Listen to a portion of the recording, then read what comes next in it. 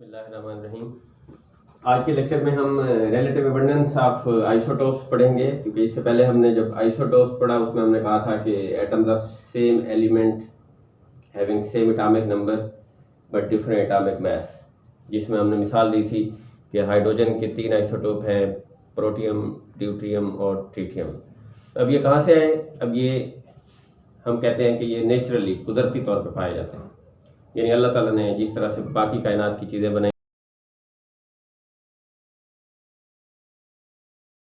तो ये भी उसी तरह से वजूद में आए और ये पाए जाते हैं। और ये कितने पाए जाते हैं, कितनी मिकदार में पाए जाते हैं, उस मिकदार को हम परसेंटेज की शक्ल में रिप्रेजेंट करते हैं और उस परसेंटेज को हम परसेंटेज अबंडेंस या रिलेटिव अबंडेंस ऑफ आइसोटोप्स भी कहते हैं।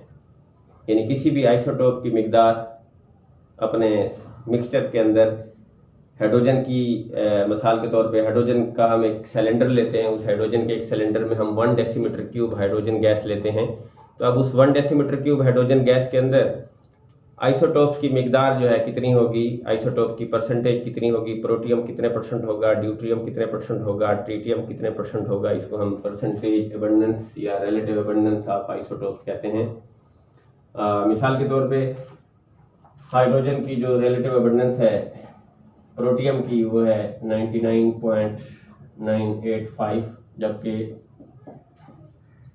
हाइड्रोजन का ही दूसरा आइसोटोप है ड्यूट्रियम, जिसकी परसेंटेज अबंडेंस है 0.015% में दी जाती है ये। जबकि तीसरा आइसोटोप जो है वो ट्रेस एलिमेंट है, बहुत कम मिकदार में पाया जाता है, यानी इसको हम देखें तो वो 0.00001% इस हद तक चला जाता है। तो मेजर जो आइसोटोप्स हैं वो 2 हैं। और किसी भी एलिमेंट की जो खसूसियात होती हैं, जो हम कहते हैं कि हाइड्रोजन जो है ये गैस है, हाइड्रोजन के केमिकल बिहेवियर इस तरह से है, हाइड्रोजन का मेल्टिंग पॉइंट इतना है, हाइड्रोजन का जो दूसरी फिजिकल प्रॉपर्टीज हैं वो मेजर होती हैं उस आइसोटोप पे जो ज़्यादा मिकदार में होता है।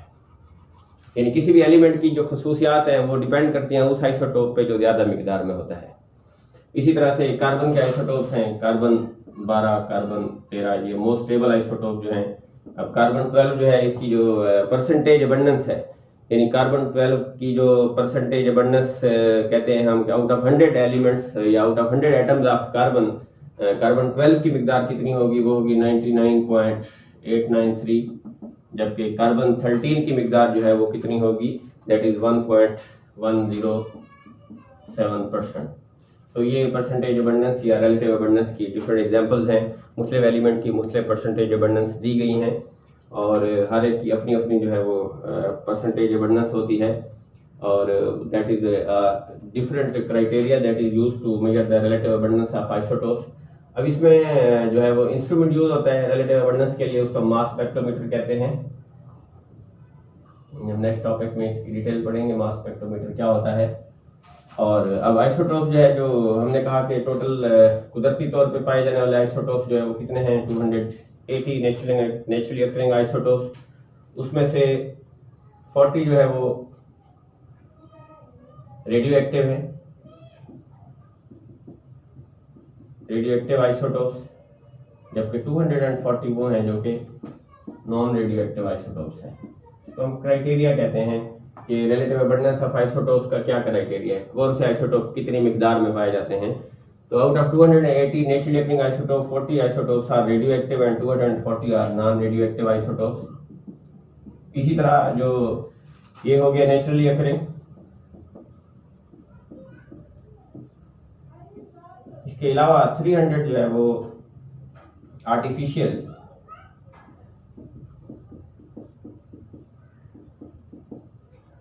isotopes have been prepared by radioactive disintegration, यानी रेडियो एक्टिविटी के जरिए से या रेडियो एक्टिव शुआओं की मदद से किसी एलिमेंट के अंदर हम न्यूट्रॉनों की तादाद वेरी करते हैं या निकालते हैं न्यूट्रॉन, तो उसके ज़रिए से जैसे जैसे न्यूट्रॉनों की तादाद वेरी करती है, चेंज होती है, तब्दील होती है, ऐसे ऐसे नए आइसोटोप्स बनते जाते हैं।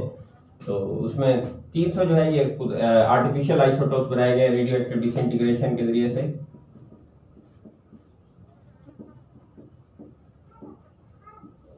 अब जैसे जैसे आइसोटोप्स की क्लासिफिकेशन हुई, आइसोटोप्स की तादाद, और फिर उनकी हमें ये बात पता चली कि कौन से रेडियो एक्टिव है, कौन से नॉन रेडियो एक्टिव है। फिर नॉन रेडियो एक्टिव में भी हम जब सारे आइसोटोप्स की खसूसियात हमें पता चली तो ये बात सामने आई कि ऐसे आइसोटोप या ऐसे एलिमेंट जिनका एटॉमिक नंबर जो है 8 होता है, यानी कि ताक अदद होता है 1 3 5 7, उनके आइसोटोप आमतौर पे 2 से ज़्यादा नहीं होते।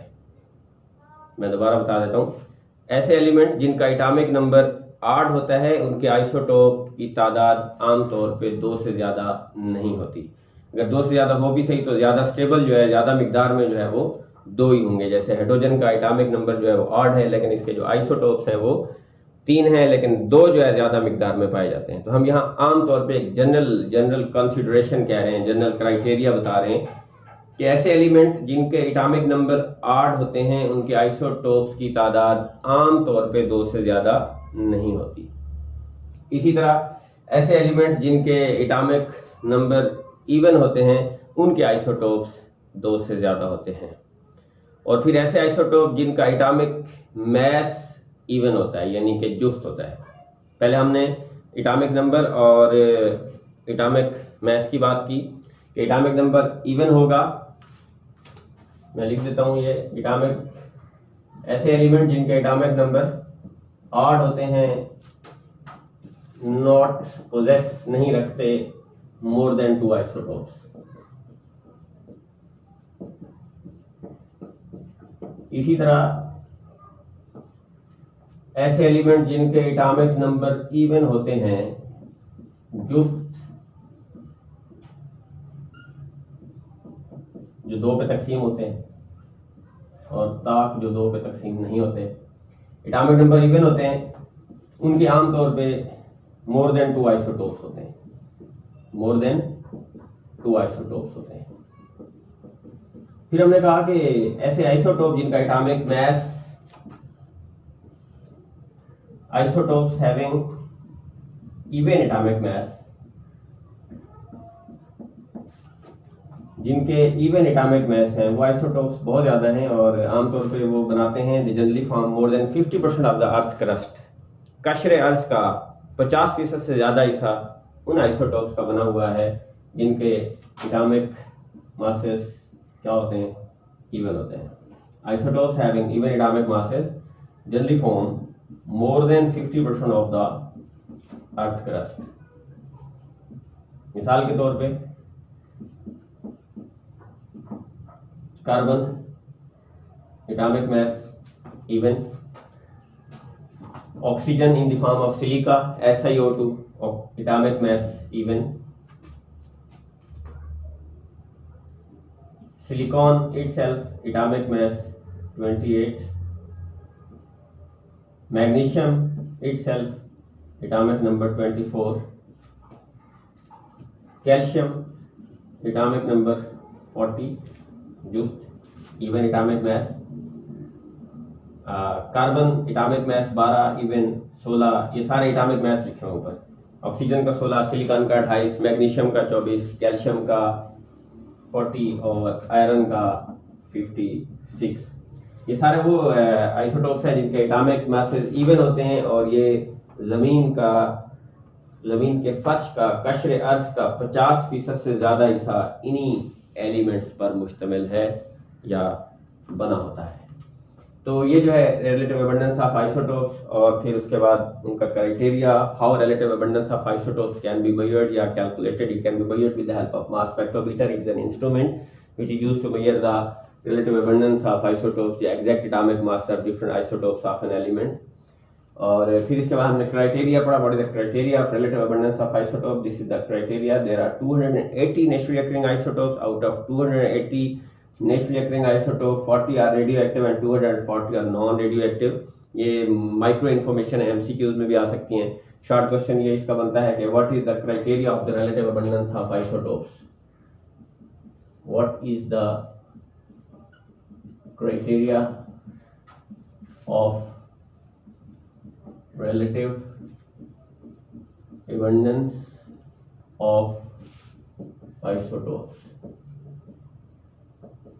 तो ये क्राइटेरिया में हमने यही लिखना है कि there are 280 naturally occurring isotopes. Out of 280 naturally occurring isotopes, 40 are radioactive and 240 are non-radioactive।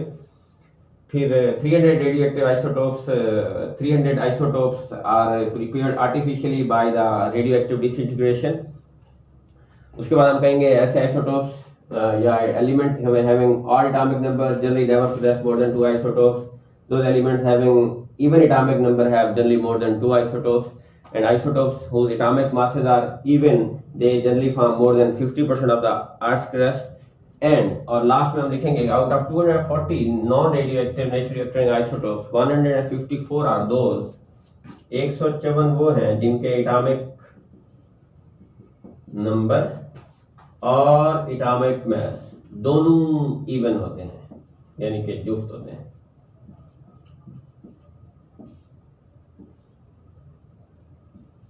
This is very important कि 154 कौन से हैं? 154 वो आइसोटोप्स हैं जिनका एटॉमिक नंबर भी जुफ्त है और एटॉमिक मास भी जुफ्त है, यानी कार्बन 6 12 ये मिसाल है, कार्बन 6 12 दोनों क्या हैं? इवन है, एटॉमिक नंबर भी इवन है और एटॉमिक मास भी इवन है। तो रिलेटिव अबंडेंस ऑफ आइसोटोप्स के अंदर हमने ये बातें पढ़ी। अब आप इसको पढ़ लेंगे, याद कर लेंगे, ये इन्फॉर्मेशन आपको पता होनी चाहिए। नेचुरली अकरिंग कितने हैं, रेडियो एक्टिव कितने हैं, नॉन रेडियो एक्टिव कितने हैं, आर्टिफिशियल कितने हैं, और फिर उसके बाद क्राइटेरिया क्या है, जिनके एटॉमिक नंबर ऑड होते हैं उनकी तादाद कितनी होती है, जिनके एटॉमिक नंबर इवन होते हैं वो कितने आइसोटोप्स होते हैं, और जिनके आइसोटोप के एटॉमिक मासेस इवन होते हैं वो 50% ऑफ द अर्थ क्रस्ट बनाते हैं। और out of 240 non radioactive isotopes naturally occurring radio isotopes they are non radioactive naturally occurring isotope जो है वो कितने हैं? 154। उसमें से वो हैं जिनके एटॉमिक नंबर भी इवन है और एटॉमिक मास भी इवन है। तो नेक्स्ट लेक्चर में इंशाल्लाह हम मास स्पेक्ट्रोमीटर और उसकी स्कीम, स्कीमेटिक डायग्राम और उसका फंक्शन पढ़ेंगे। अगर आप उसको रीड कर लेंगे तो आपको समझने में बहुत ज़्यादा आसानी होगी। थैंक यू वेरी मच, बहुत शुक्रिया।